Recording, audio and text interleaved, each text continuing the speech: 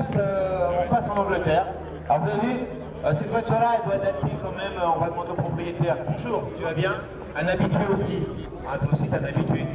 La première fois que tu es venu ici, c'était en quelle année? Je rappelle à peu près 10 ans de moins. On va essayer de faire à l'époque. Avec ton père à l'époque, malheureusement qui est décédé depuis, mais qui venait régulièrement ici, qui était passionné de belles autos. Et d'ailleurs, c'est ces voitures aujourd'hui que tu présentes, hein? Tout à fait. Donc mon père a dû l'acquérir il y a à peu près 12 ans à la vente arcuriale à Paris. À Rétromobile. Voilà. Vous savez que tous les ans, il y a une grande vente aux enchères à Rétromobile. Et chaque année, il revenait avec quelque chose presque. Oui, tout à fait. Alors c'est vrai que des fois, il avait un modèle de prédilection. Et puis bon, des fois, ça arrivait qu'il repartait avec deux. Quoi. Ouais.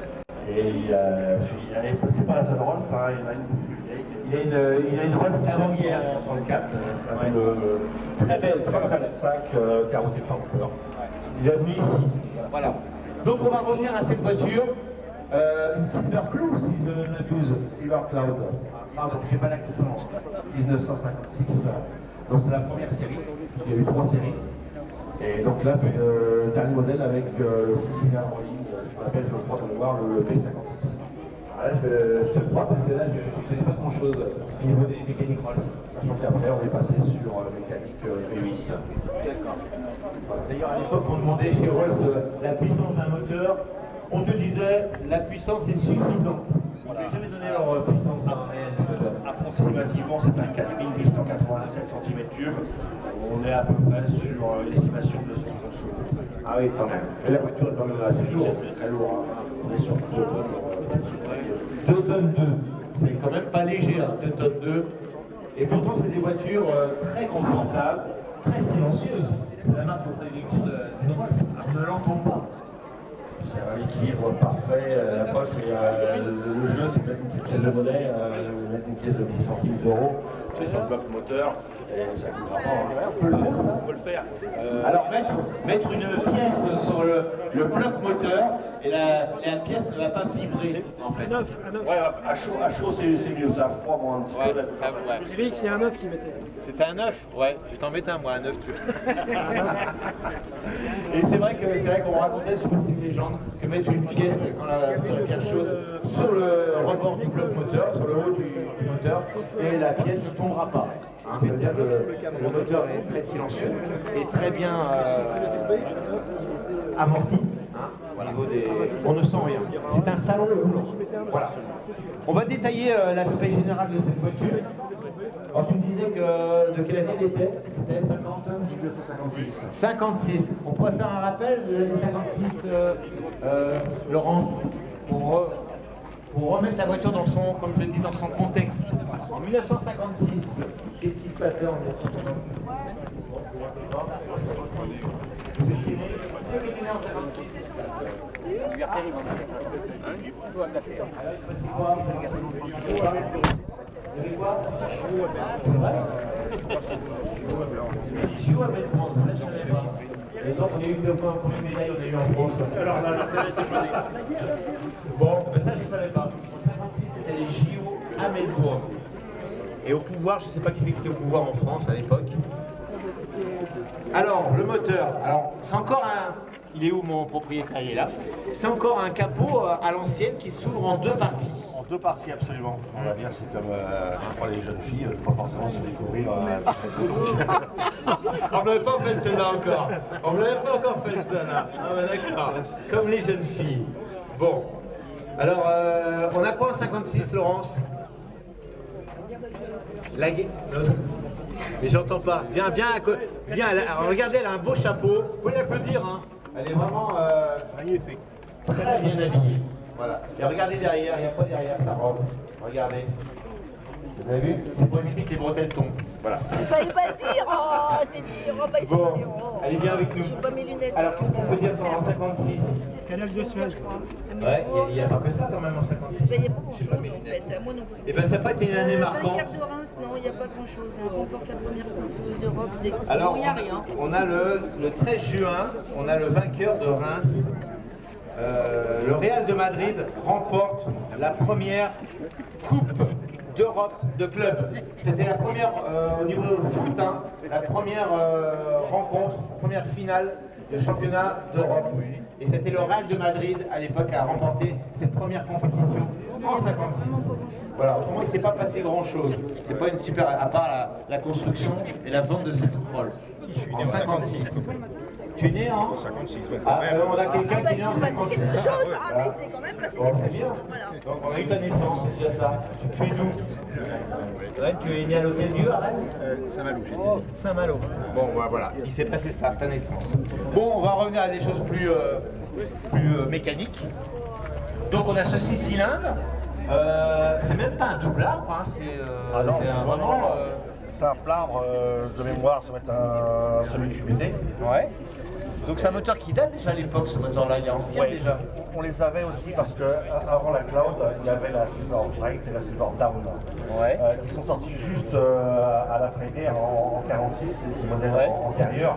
Et l'usine, en fin de compte, à Crou, servait à la base pour faire les moteurs Merlin pour les Spitfire et autres. Ouais, faut rappeler que Et à la Rolls fin- à a la fin fabriqué de la guerre. beaucoup de moteurs pour les avions, Voilà. les Spitfire notamment. On avait une déclinaison incroyable de moteurs Merlin, passant de 800 chevaux sur les premières séries à 1700, quasiment 2000 chevaux sur la dernière version Spitfire. Et donc après la guerre, l'usine a continué pour la construction de Rolls, qui est Silver Freight, Silver Down.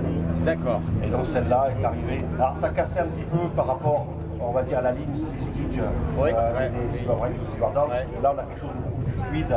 On a une forme enfin aérodynamique chez Rolls. Voilà, Alors, davantage. c'est plus carré, on arrive quand même à un certain modernisme au niveau de la ligne, plus fluide comme tu disais, et plus aérodynamique. Alors elle était un peu plus importante aussi en termes de volume par rapport à ces voitures précédentes. Et en termes de boîte de vitesse, là on est sur une boîte d'origine GM, qu'on appelle une dramatique. GM, donc américaine. Voilà, revue par l'ingénieur de Rolls, pour la de douceur. On est sur une boîte 4 qui est vraiment extraordinaire, de longue utilité. Ouais, pas d'à-coup, ça passe en douceur. Honnêtement, je roule souvent avec un BM X5 et je trouve que la boîte ça donne de la vie par rapport à ça. Ah ouais, c'est incroyable. Pour une boîte qui date des années 50. Ah ouais. Ouais. Ils étaient forts chez Rolls quand même. Ils étaient forts. Donc on a ce moteur qui ne paye pas de mine, c'est vrai, qui doit dater de ce bloc des années d'avant-guerre, je pense. Hein. Oui, tout à fait. Ouais. Donc c'est la dernière série, le B56. Et puis bon, après, on trouvait ça un peu juste quand même en termes de puissance. C'est pour ça qu'ils sont passés après sur les série 2 ou série 3 en V8. En V8, le le V8 fameux d'ailleurs, V8, voilà. qui a servi après pour la Shadow. Oui, donc là on est sur la dernière année, enfin le dernier modèle avec ce bloc, qui est déjà ancien. Voilà. On va passer après sur du V8 après ce moteur. La voiture, elle a un style. On va la détailler, pardon. On a quand même la calandre, c'est la ligne s'est fluidifiée. On a quand même cette calandre qui est la marque de fabrique de chez Rolls, qui reste quand même droite comme un. Je vais pas le dire. Et ça, qui reste statique. Oui, On peut tout modifier, ça On peut considérer un petit peu cette forme de calandre, un petit peu aussi comme éventuellement les palais grecs dans sa forme. Ouais, c'est vrai. Le même. C'est original ce que tu dis, mais c'est vrai. C'était ça, la recherche, c'est ça. Voilà. Et là, vous avez devant, pour les gens qui regardent, vous avez vu les petits volets devant? Vous avez vu? Donc ça sert à quoi? Le grand public ne sait pas forcément à quoi ça sert. Ça sert à quoi ces petits volets qui sont mobiles, hein, bien sûr? Ils sont mobiles, donc en fonction du temps, en température, quand il fait beaucoup plus chaud, on va modifier l'ouverture. Voilà. On va laisser rentrer l'air en fonction de la température et refroidir le moteur en fonction de la température. C'est ça, ces volets vont servir à ça. Hein. On n'en voit plus maintenant sur les voitures. Dans le temps, on mettait souvent un cache sur les calandres, sur les voitures populaires. Ben là, c'était prévu d'origine, ces petits volets qui se fermaient pas automatiquement, si, automatiquement, suivant la température. Voilà. Ensuite, j'ai vu qu'on avait un toit ouvrant. Alors, c'est un accessoire d'époque? Je précise bien, absolument pas. Il a été rajouté après, je ne sais pas quelle année. C'était une option, mais ultérieure. Il a été rajouté après, bien longtemps après. D'accord. On va ouvrir l'intérieur de cette voiture parce qu'une Rolls, c'est quand même une ligne, une très belle ligne, mais aussi c'est, regardez ce tableau de bord, regardez aussi, je peux ouvrir l'arrière. À l'époque c'est un peu plus étroite, mais s'ouvre assez grande quand même. Donc la reine d'Angleterre pouvait rentrer facilement dans cette voiture. Ah, c'est vrai que c'est un peu étroit. Oui, du vent à l'ancien, le pavillon est quand même. Pour le chapeau, hein. Le chapeau quand il est là. On n'a pas besoin de précis. Donc, alors pareil, le cuir, le fameux cuir petit. Là, bon, je pense qu'il a été refait. Hein. Alors la voiture, pour donner un petit peu l'historique, elle a appartenu à Michel Leveux.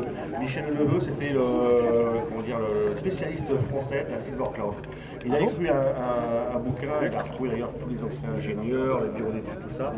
Et d'ailleurs le bouquin, je l'ai, je crois qu'il m'a dit juste derrière, pour te présenter. Il est sur la plage arrière. Le bouquin, Michel, je ne connais pas Monsieur Neveu. Michel Neveu, hein, il est de Caen. Il est de Caen. Il a écrit ce bouquin là. Donc c'est lui qui avait cette Et cette Rolls lui a appartenu en fait. Voilà. Et donc là il y a tout l'historique avec toutes les séries Rolls avec les les séries spéciales, les carrosseries faites par les carrossiers. Les différents carrossiers. Voilà. Et jusqu'au les plans, les ingénieurs, enfin tout l'historique. Ah ouais, vraiment en détail du modèle Voilà. assez précis. Voilà. Je vais faire le. Je vais nous connaître pourquoi, parce que le volant, il est à droite. Le volant, il est à droite. Alors, un très beau volant à l'ancienne, classique, hein, avec le levier des vitesses automatiques. Très bon tableau de bord également. En 11 de noyer. En bronze de noyer. Donc il y a qui passe plus loin comme ça pour Clignotant, c'est ça. des petits basculeurs comme ça aussi après pour la trappe à essence, pour les essuie-glaces. Là ici j'ai un petit contacteur ici, c'est pour modifier la dureté d'amortisseur en fonction quand on est chargé ou pas. On va pouvoir modifier La dureté des amortisseurs suivant la charge. Voilà. Ah, ça c'est ingénieux. Le frein à main, on voit très bien. Frein à main, là, petit parapluie. Là, il y a aussi un petit bouton au pied où on va, pouvoir appuyer et on va pouvoir en même temps, mais c'est pas propre forcément à Rolls, hein, ceux sur Morgan aussi ils ont ça, de manière à pouvoir prendre de l'huile moteur et pouvoir l'injecter sur éventuellement la partie Les culbuteurs ou je sais pas. essieu. Essieu. Ouais. Ça se faisait d'ailleurs chez Morgan. Ouais. De manière à lubrifier. Tu appuies dessus et ça t'envoie de l'huile. Voilà, absolument. Ah, ça je savais pas. J'ai appris quelque chose aujourd'hui. Alors, vous connaissiez ce modèle? Venez là, vous connaissiez ce modèle? Et pourtant vous le connaissez. Vous connaissez ce modèle? Et pourtant vous le connaissez. Avec la reine d'Angleterre. Vous connaissez ce modèle? Tout le monde connaît cette voiture, ce type. Vous avez vu le Cornio? Personne n'a vu le Cornio? Et comme la voiture qui est emboutie à 2 chevaux au début du film, et ben c'est le même modèle. C'est vrai ou pas? Absolument. Voilà. C'est pour ça que vous connaissez, vous voyez cette voiture, sans le savoir, c'est cette voiture. Quand Louis de Funès emboutit, la 2 chevaux en début du film, et ben c'est une Silvercloud. Voilà. Et ça va marcher beaucoup moins bien. Et voilà, on n'a pas de 2 chevaux aujourd'hui, on aurait pu refaire la Si, on avait une tout à l'heure. Il y en avait une tout à l'heure, on ne voulait pas la casser non plus. C'est sauvé d'ailleurs. Marcher dessus, vous y êtes. Il fallait remonter à 2 fois chaque fois, c'est compliqué. Voilà. On a une malle quand même qui est assez conséquente aussi, pour mettre les bagages de la reine dans la bière. Pas tant que ça. Pas tant que ça. Non. Il est assez contenu. Voilà. Ah oui, c'est vrai que c'est pas, je voyais ça plus grand. Alors, c'est vrai que vu la taille des roues, déjà, ça prend beaucoup de place. Le bordel là-dedans. Non, j'essaie de ranger, mais bon. Bon, on n'ira pas voir la tienne quand on s'est rangé. Vaut mieux prévoir, hein. Voilà. C'est pour ça. Mais voilà. en tout cas, il y a une valise d'époque. Et déjà, tes domestiques dérangent un peu, ça fait des ordres. Mais bon, on peut mettre quelques valises quand même. Hein. Oui, Une valise d'ailleurs qui était étudiée avec le modèle, souvent d'ailleurs. Hein. Généralement, voilà, c'était une option, mais voilà, c'était. Des valises fabriquées maison. Sur mesure, quoi. Les mâles. Sur mesure, ouais. Les mâles, comment. À Paris, là, comment ils s'appellent? Il y avait des grands. Vuitton, voilà. Vuitton, c'est ça. ouais. Mais là, bon, il les a laissés à la maison. Mais bon, on a un coffre assez conséquent quand même. Alors après, la consommation, faut en parler quand même. Les gens, ils disent, tiens, j'achèterais bien une Rolls, mais quand on passe à la Comme la puissance Non, raisonnable. c'est raisonnable. Je veux dire, moi, je gagne plus fort. Comme la puissance. Donc, faut pas être restrictif. Voilà. Donc, on peut estimer entre 15 et 20 litres. D'accord. Ah, mais bon, on roule gentiment avec ça. On va faire très attention. C'est pas une voiture de course. Ça freine, il faut un laps de temps pour freiner. On va dire c'est quasiment du patin de vélo. Hein. En accord, des freins à tambour, bien sûr. Voilà, absolument. Ouais. Donc il y a quand même beaucoup anticipé. Et voilà, ça roule avec une grande vélocité. Hein. C'est un tapis volant cette voiture. C'est vraiment, on ne sent rien. On a fait la sortie à Rennes du mois de janvier. Hein. Oui. La traversée de Rennes. Voilà, et sur les pavés, vous sentez rien. Alors que moi, je sentais bien les pavés. J'imagine. Et toi, tu sentais rien. C'est normal. Non, pas là-dessus. Par contre, sur la Marcos, Ah bah oui, la Marcos, c'est oh la vache, tassement de vertèbre. Alors que là, Ouais, mais impeccable. C'est des commandes des amortisseurs de Citroën qui là-dessus. Il n'y a pas de suspension hydraulique. Pas sur cette série-là. Ah oui, c'est la troisième, je Mais crois. sur la Deuxième. troisième, ou après sur la Shadow. La Shadow, Ils ont utilisé un brevet Citroën pour les, mais pas ce modèle-là. Voilà.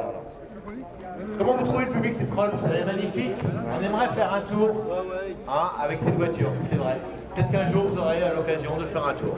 Voilà, on va l'applaudir et le remercier. Merci beaucoup. Merci à toi. Tu es le bienvenu ici avec tes voitures.